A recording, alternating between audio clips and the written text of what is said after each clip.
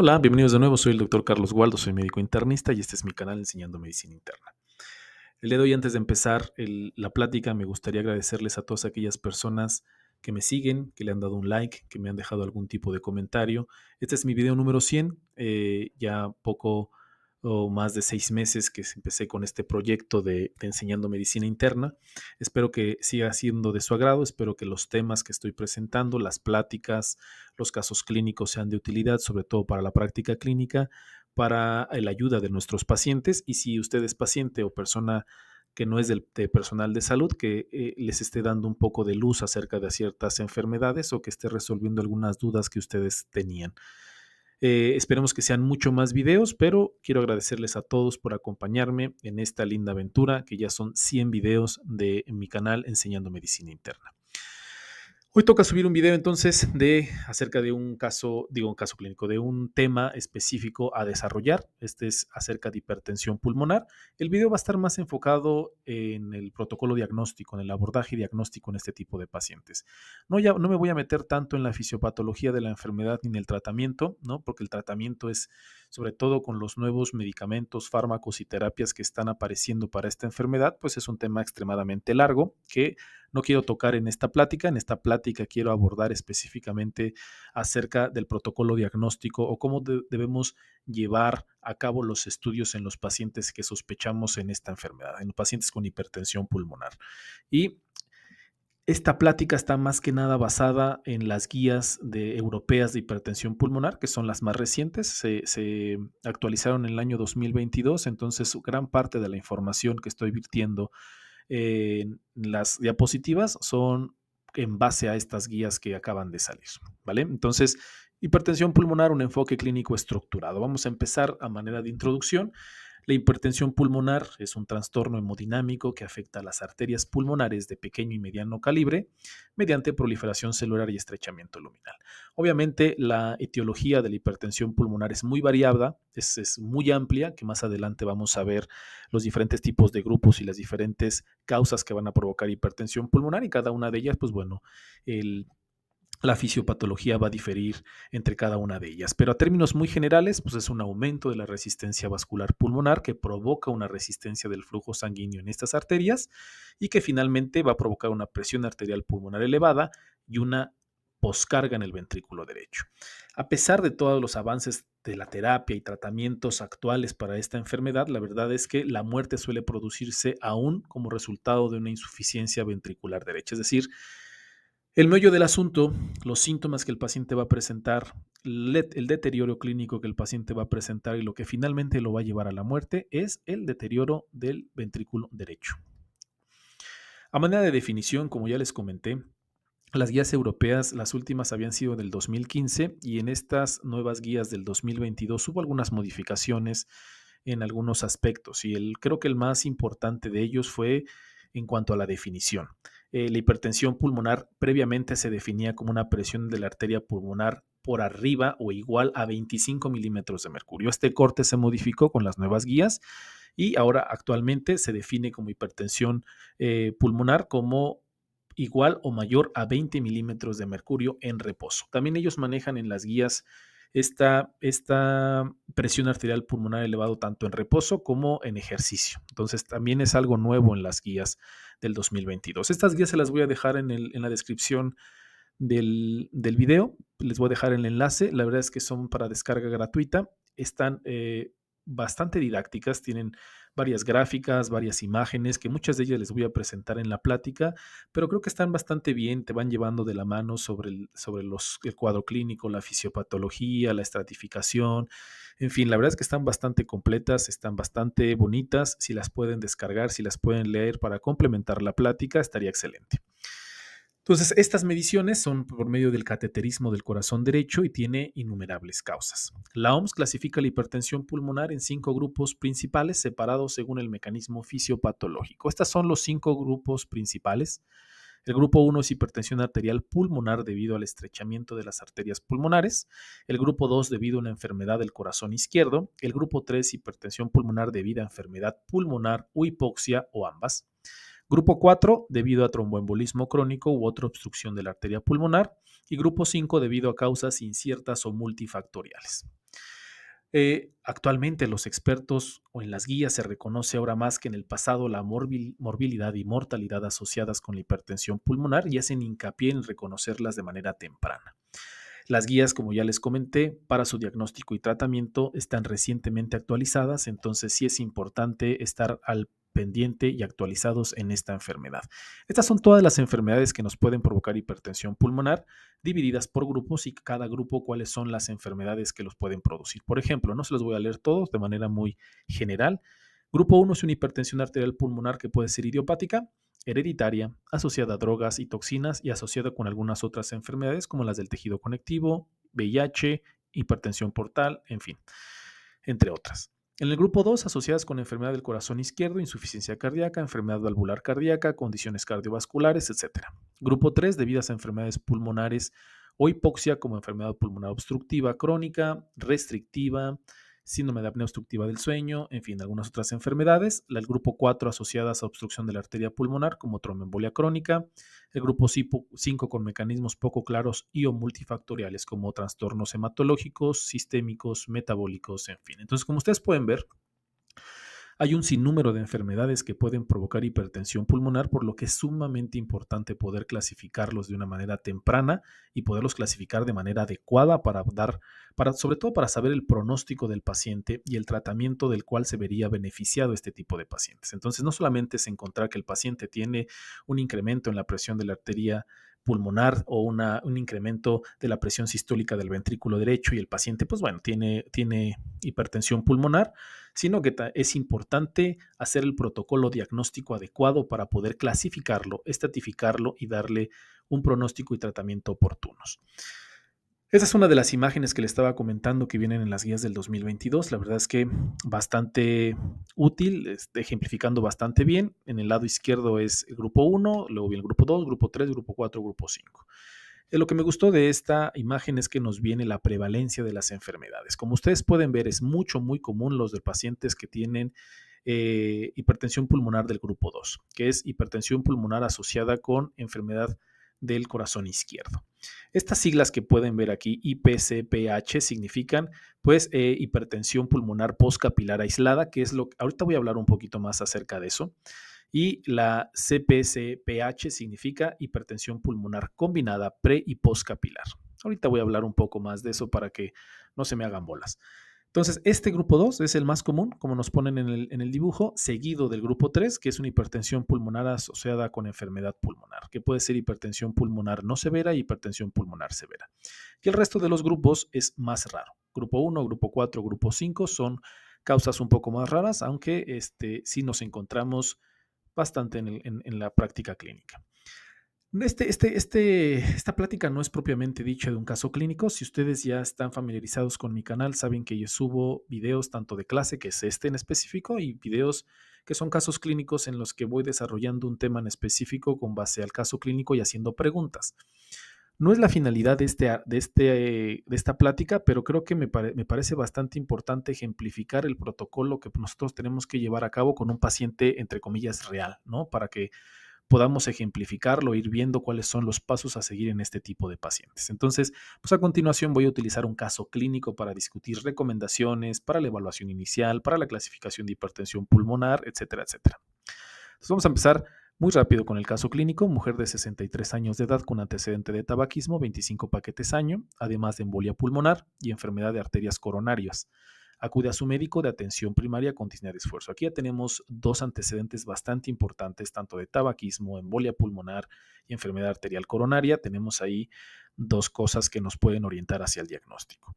Había sido dependiente en una ferretería y practicaba actividad física hasta que se jubiló anticipadamente hace 8 meses debido al aumento de la fatiga.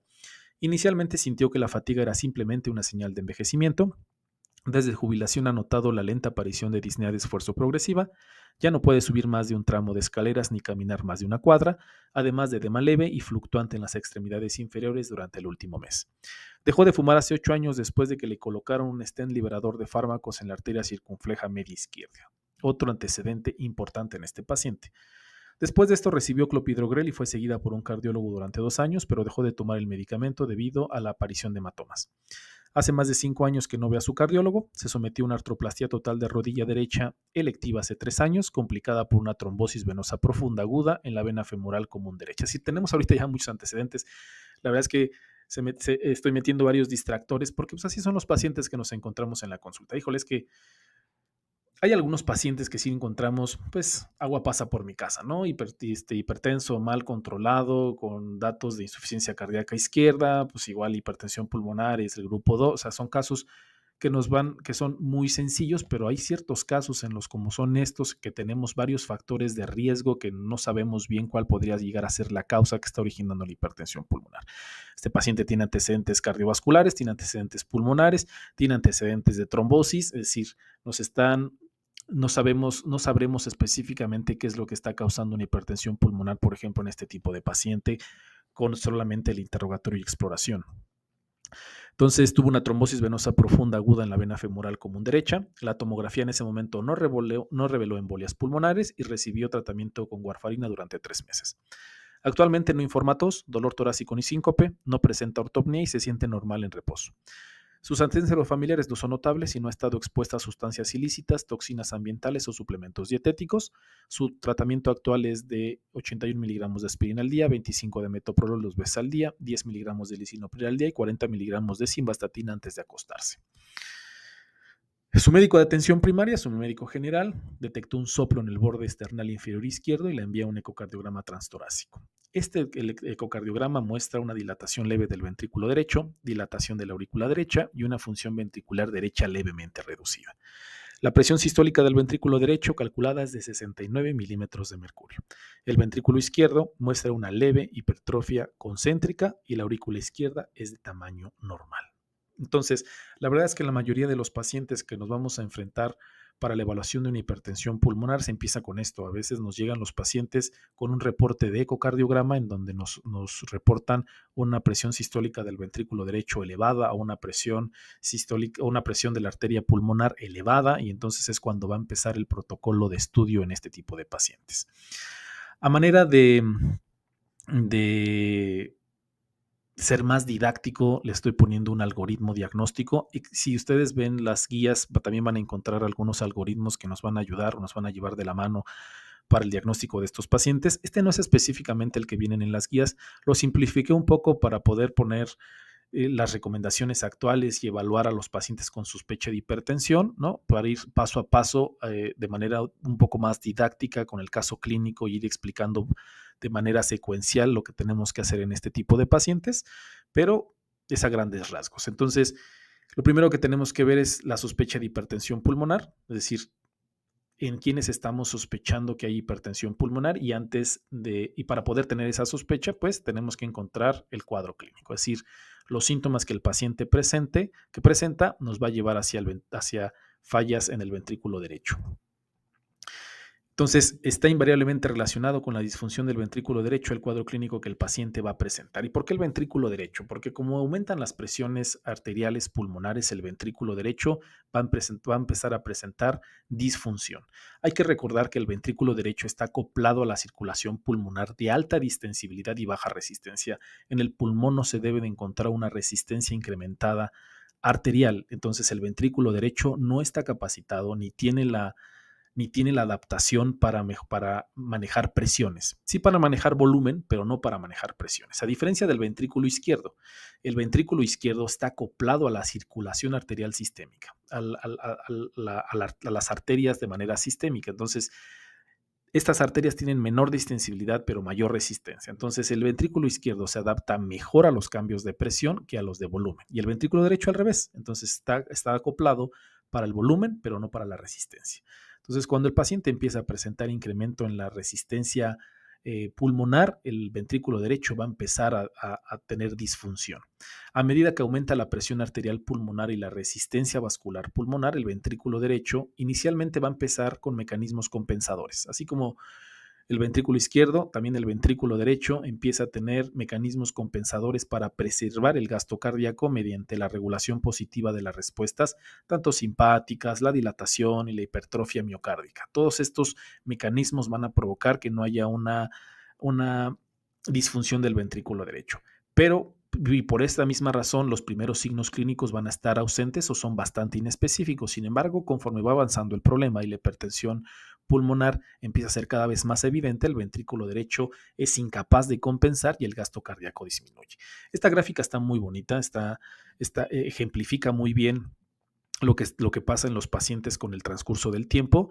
CO significa gasto cardíaco, PAP significa presión arterial pulmonar, PVR significa resistencia vascular pulmonar, NIJA, pues obviamente ya es la clase funcional, NIJA 1, 2, 3, 4, y podemos ver como en un inicio en los pacientes que están compensando y que son presintomáticos, el gasto cardíaco se mantiene, pero la presión arterial pulmonar y las resistencias pulmonares van para arriba. Por lo que el paciente lo vamos a encontrar en este tiempo con un IJA 1. La verdad es que prácticamente los síntomas son inexistentes. Sin embargo, conforme va aumentando la presión arterial pulmonar, las resistencias pulmonares, el gasto cardíaco va disminuyendo y es cuando el paciente empieza a tener síntomas, empieza a tener descompensación. Y lo vamos a encontrar con un IJA 2 y un IJA 3. Y ya en los últimos de los casos, cuando el gasto cardíaco está extremadamente bajo, el paciente va a estar muy sintomático y lo podemos encontrar con un NIJA 4. Entonces, al igual que en el paciente que describí en el cuadro clínico, los síntomas como disnea de esfuerzo, fatiga y aturdimiento generalmente surgen en situaciones que requieren un aumento del gasto cardíaco. A medida que la función del ventrículo derecho empeora, los síntomas comienzan a aparecer en reposo y aparecen signos de aumento de la precarga ventricular derecha, como edema abdominal y de las extremidades inferiores, e inclusive podemos encontrar un derrame pericárdico. Este también es un cuadro que viene en las guías de europeas y que también ejemplifica muy bien cuáles son los síntomas iniciales y posteriores en el paciente.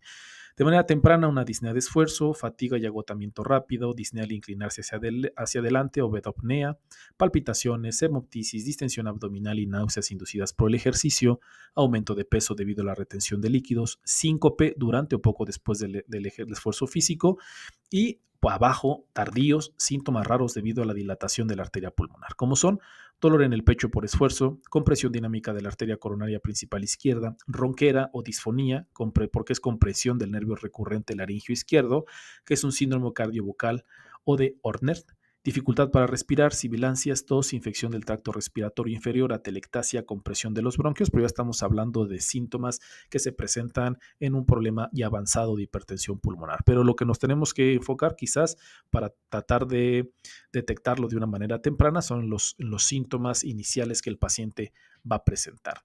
Estos son otros signos que el paciente va a presentar, ¿no? Cianosis central, periférica o mixta, intensidad atenuada y una división persistente del segundo ritmo cardíaco, tercer ruido cardíaco del ventrículo derecho, soplo sistólico de regurgitación tricuspidia, soplo distólico de regurgitación pulmonar. Es importante saber qué es lo que vamos a buscar en estos pacientes. Ya vimos el cuadro clínico de síntomas en el paciente y estos son lo que vamos a encontrar en la exploración física y hay que tener muy en cuenta lo que estamos buscando. Si no sabemos lo que buscamos, nunca lo vamos a encontrar.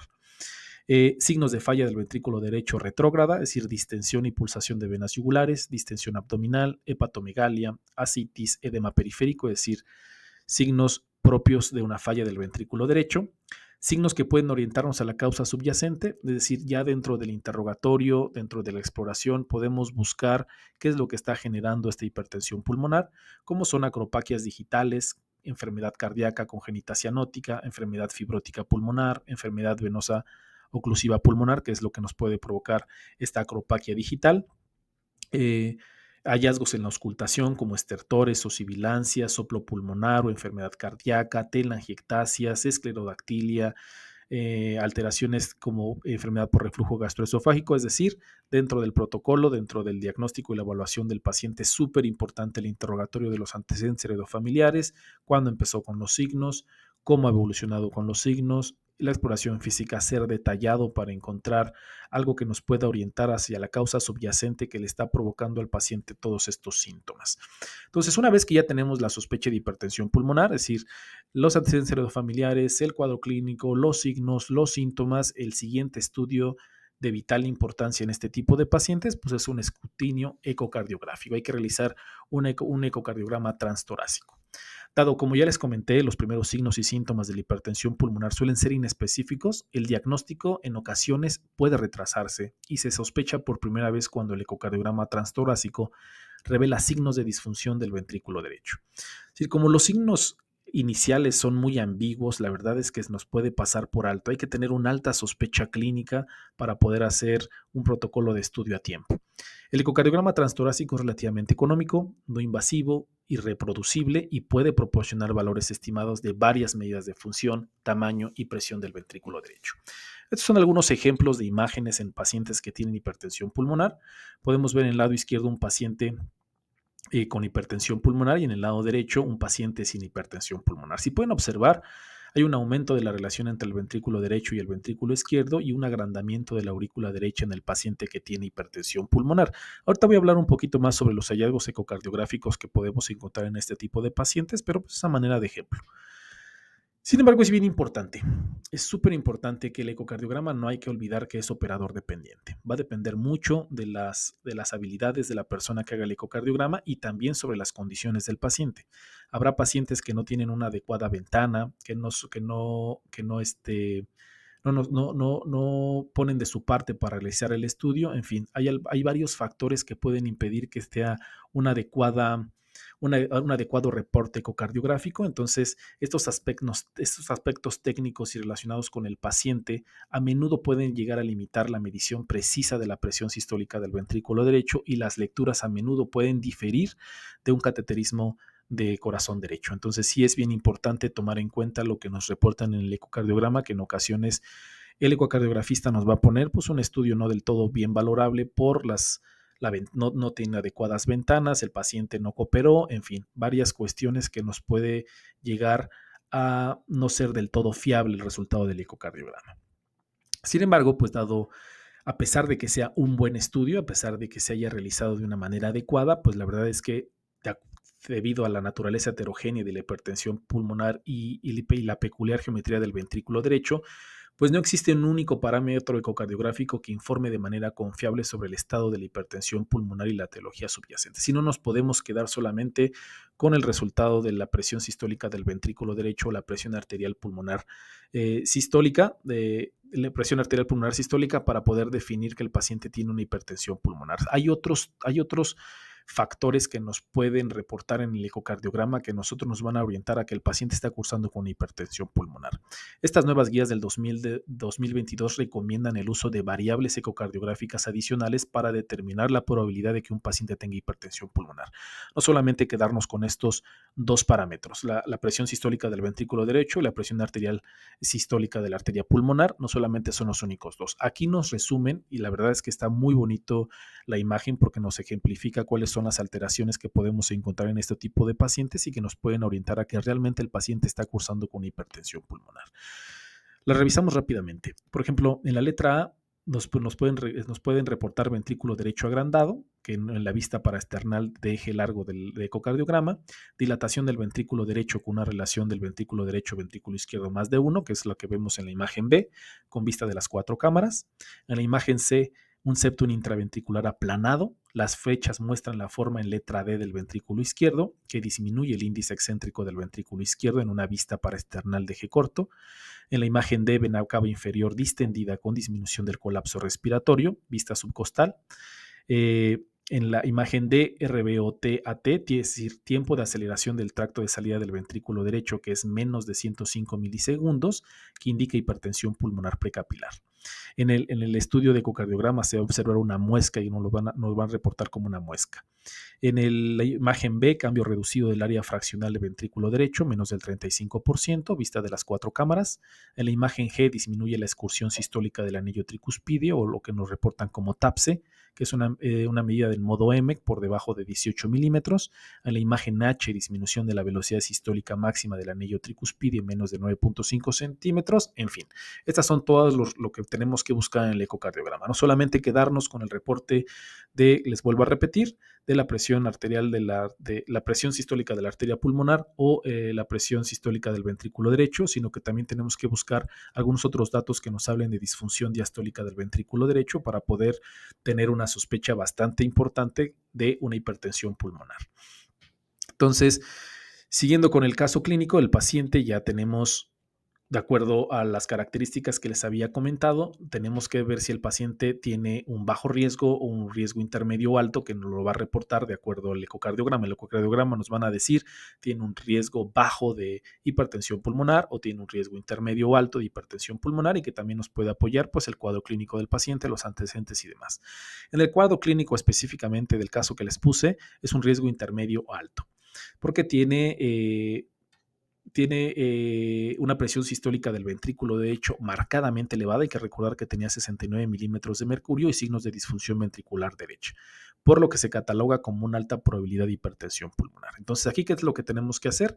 Ya tenemos la sospecha, ya hicimos el ecocardiograma, nos estratifican el riesgo de intermedio alto, pues tenemos que empezar la evaluación si el paciente tiene más que nada un problema del corazón izquierdo o si tiene un problema pulmonar.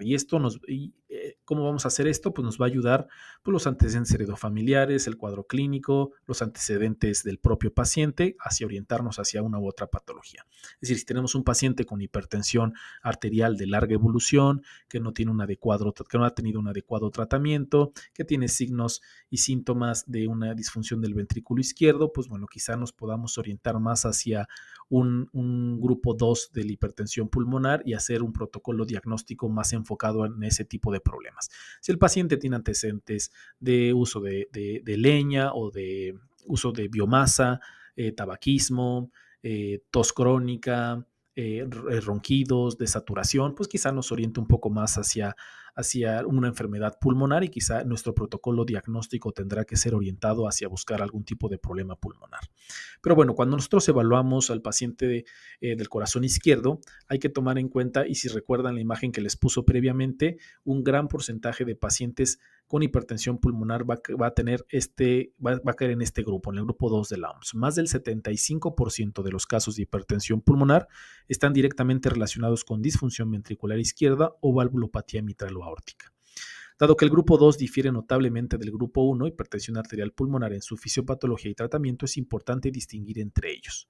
En comparación con los pacientes del grupo 1 de la OMS, los del grupo 2 tienden a ser pacientes 1 mayores, ser hombres y con comorbilidades como síndrome metabólico, hipertensión y enfermedad de las arterias coronarias. Es como les comentaba, pues agua pasa por mi casa. Si el paciente tiene hipertensión, tiene diabetes, tiene dislipidemia, tiene enfermedad de las arterias coronarias, pues bueno, quizá el problema nos vaya a orientar hacia que sea un problema del grupo 2.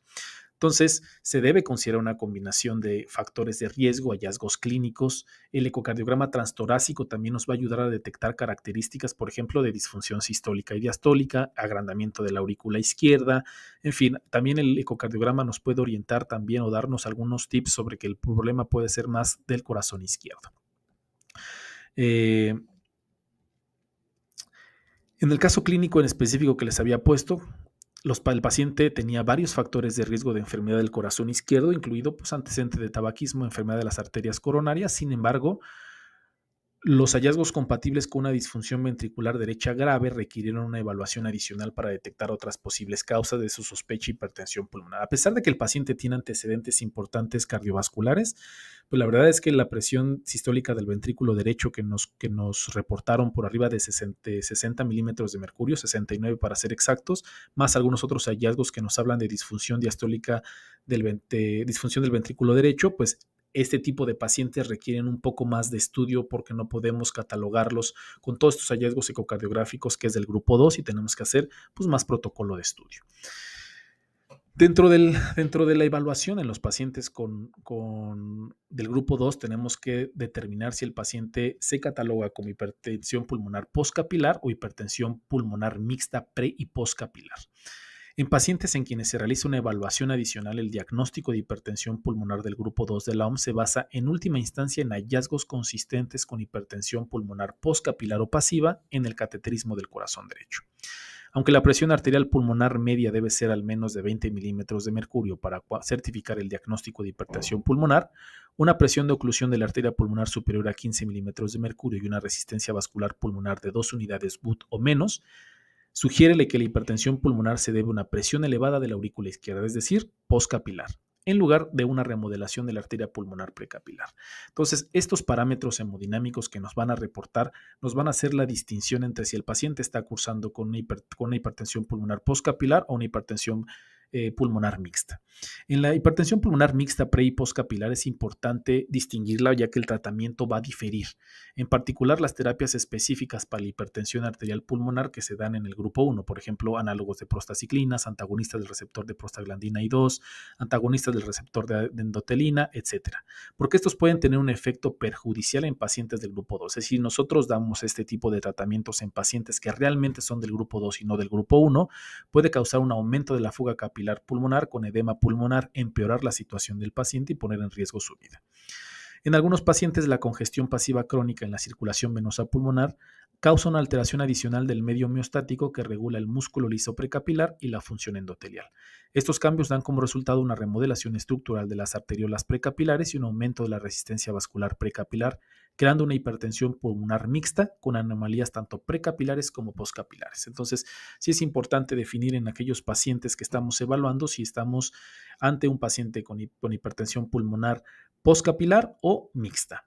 Y a diferencia de lo que encontramos o que les comenté de los parámetros hemodinámicos en los pacientes con hipertensión pulmonar postcapilar, va a diferir sobre todo en las unidades Wood. Si ven en la parte de arriba, que son los parámetros que les había comentado, en las unidades Wood van a ser igual o menores a 2 y en los pacientes que tienen una hipertensión pulmonar mixta van a estar elevadas en lugar de disminuidas. Entonces, podemos hacer la distinción y la diferencia de este tipo de pacientes por medio de las definiciones o los parámetros hemodinámicos que nos pueden proporcionar. Pero bueno, si el paciente se orienta más hacia un problema pulmonar, inclusive si no está orientado a un problema pulmonar, pero los parámetros ecocardiográficos nos orientan a una disfunción del ventrículo derecho, tenemos que seguir con el protocolo de estudio y tenemos que evaluarlos para detectar enfermedades fisiológicas o parenquimatosas pulmonares subyacentes. El grupo 3 de la OMS está formado por trastornos pulmonares que durante un tiempo prolongado pueden provocar hipertensión pulmonar. Los más comunes de estos trastornos incluyen EPOC, enfermedad pulmonar intersticial y fibrosis pulmonar.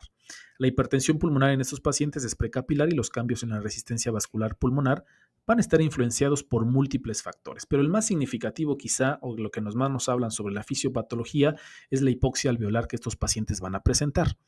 La hipoxia induce vasoconstricción de la arteria pulmonar como mecanismo para desviar el flujo sanguíneo pulmonar a porciones bien ventiladas del pulmón y mantener la correspondencia entre ventilación y perfusión.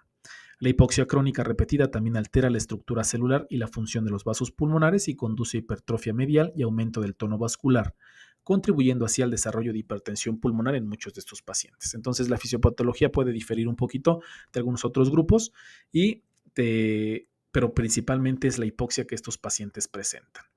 Entonces, una de las causas principales que puedan presentar hipertensión pulmonar va a ser la apnea obstructiva del sueño. Hasta el 70% de los pacientes con esta patología tienen hipertensión pulmonar y sobre todo porque tienen dos mecanismos que van a provocar la hipertensión pulmonar.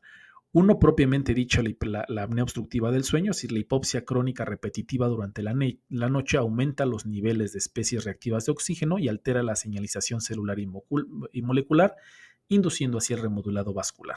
Pero no solamente esto va a causar la hipertensión pulmonar, sino que es bien sabido que los pacientes con apnea obstructiva del sueño va a provocar una hipertensión resistente en estos pacientes con picos hipertensivos o hipertensión de difícil control que va a provocar alteraciones en el ventrículo izquierdo que a su vez van a provocar pues una hipertensión pulmonar postcapilar del grupo 2 concomitante. Va a tener dos mecanismos estos pacientes por los que se va a generar hipertensión pulmonar. Debido a que hay los métodos típicos para la detección de apnea obstructiva del sueño, como por ejemplo la escala del sueño de Epworth o el Stop Bank, han sido históricamente deficientes para discriminar a los pacientes con HAP y apnea obstructiva del sueño, de las que no, los pacientes diagnosticados con hipertensión arterial pulmonar deben ser considerados para pruebas formales del sueño. O sea, se debe de buscar esta enfermedad o esta patología en este tipo de pacientes. Entonces, no está de más hacer una polisomnografía en los pacientes en los que estamos sospechando una hipertensión arterial pulmonar.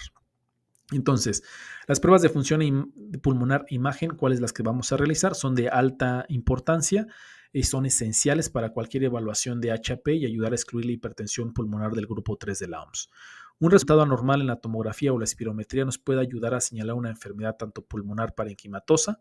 La espirometría de los volúmenes pulmonares normales con una reducción del DLCO es típico de pacientes con HAP del grupo 1 de la OMS. Entonces, también son parte indispensable del protocolo de estudio en los pacientes con hipertensión pulmonar.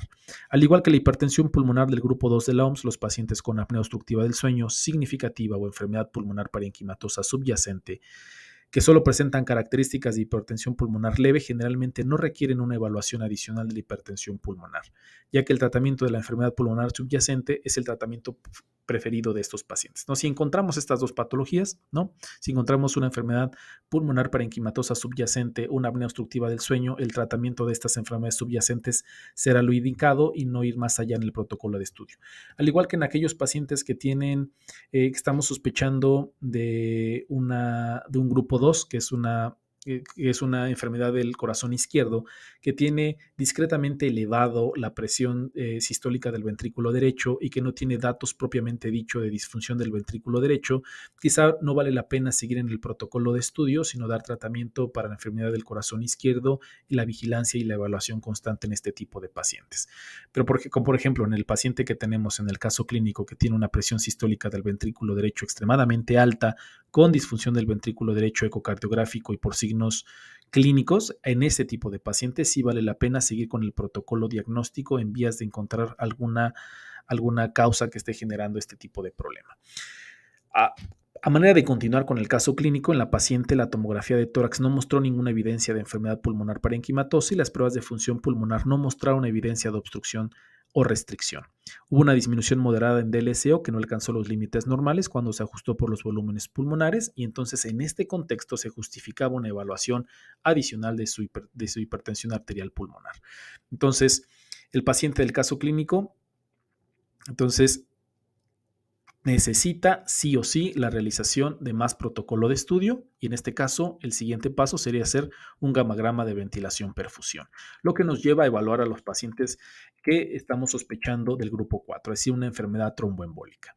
Una vez que se ha excluido la hipertensión pulmonar debido a una enfermedad subyacente del corazón izquierdo o una enfermedad pulmonar parenquimatosa, que aquí es en donde muchos de nuestros pacientes vamos, como ya vieron, la prevalencia van a ser o del grupo 2 o del grupo 3, ¿no? Entonces, a veces el algoritmo diagnóstico ahí se va a detener porque vamos a encontrar que la causa de la hipertensión pulmonar va a ser del corazón izquierdo o por una enfermedad pulmonar subyacente y ahí se acabó el algoritmo diagnóstico y dar el tratamiento de las enfermedades subyacentes que están provocando este tipo de alteración. Sin embargo, en aquellos pacientes en los que se justifica mayor protocolo de estudio, en lo que tenemos que hacer gamagrama de ventilación-perfusión, ya tenemos que estar pensando en un grupo 4 en este tipo de pacientes. Entonces, una vez que se excluyó corazón izquierdo y pulmonar, es necesario realizar pruebas para detectar hipertensión pulmonar tromboembólica crónica. Incluso en ausencia de embolia, a pesar de que el paciente no haya tenido antecedentes de embolia pulmonar previa, identificar a estos pacientes es de suma importancia, ya que la hipertensión pulmonar del grupo 4 es el único tipo de hipertensión pulmonar por el que existe una cura definitiva. Hasta el 9% de los pacientes que sobreviven a una embolia pulmonar aguda presentan características de trombosis proximal crónica y remodelación de las arterias pulmonares distales. Aún se desconoce exactamente por qué algunos pacientes desarrollan hipertensión pulmonar tromboembólica crónica y otros no, pero la fisiopatología implica una resolución inadecuada del trombo después de un evento tromboembólico venoso, el reclutamiento de monocitos que juegan un papel importante en la resolución del trombo, se reduce la angiogénesis, lo que impide la colateralización vascular efectiva y la proliferación anormal de fibroblastos conduce a un engrosamiento de la pared vascular pulmonar distal.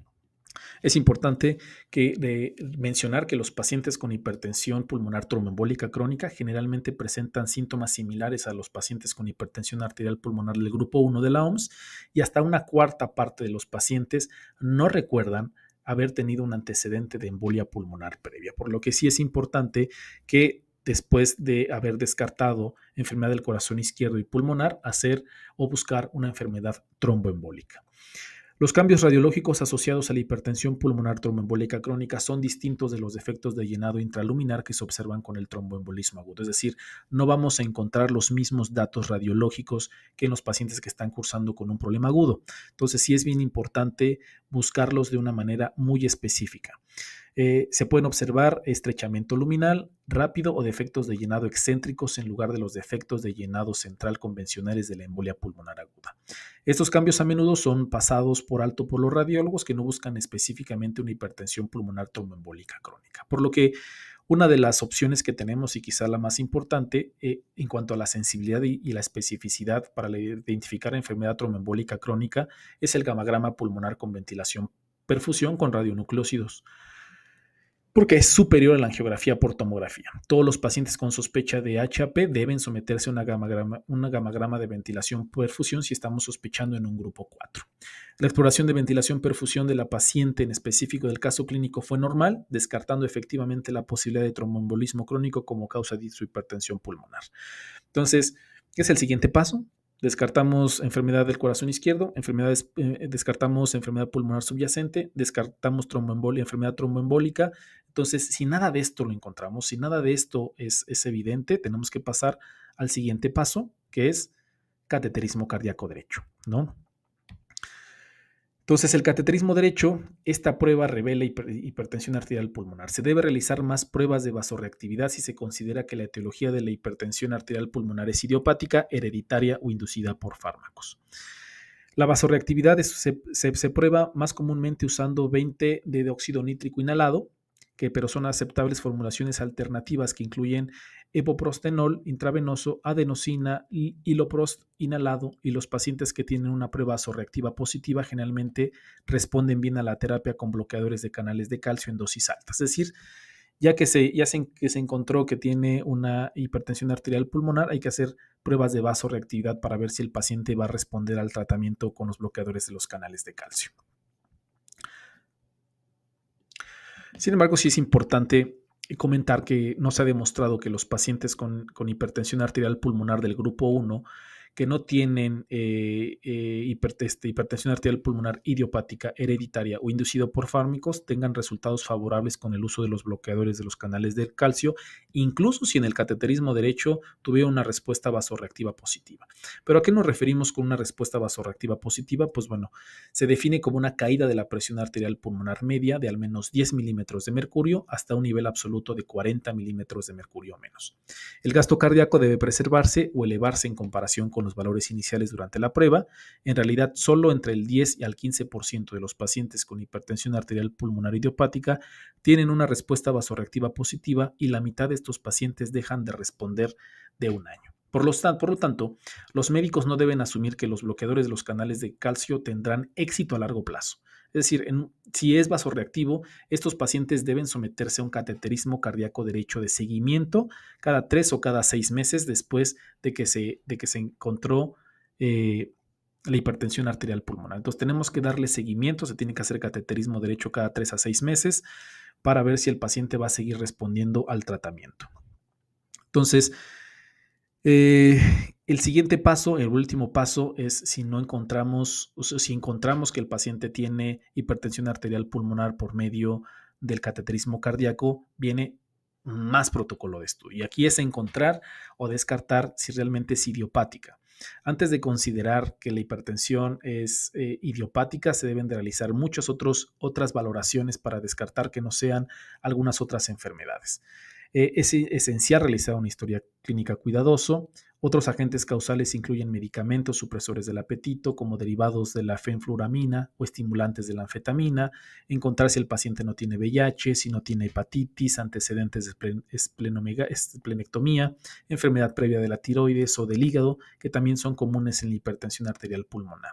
Entonces, dentro de la exploración física, dentro del interrogatorio, podemos irnos orientando hacia el paciente pueda llegar a tener este tipo de enfermedades, porque hay que recordar que en el grupo 1 no solamente es idiopática, sino que también es hereditaria u asociado a otras enfermedades, del tejido conectivo, del VIH, hepáticas, en fin, todo este tipo de problemas pueden llegar a provocar que el paciente desarrolle hipertensión arterial pulmonar.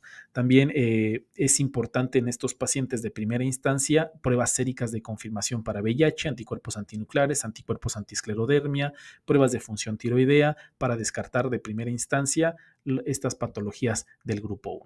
Y por último, poco claro o multifactorial, que es el grupo 5, el mecanismo que impulsa las presiones arteriales pulmonares anormales en pacientes con hipertensión pulmonar del grupo 5 no siempre está claro y pueden involucrar factores intrínsecos o extrínsecos.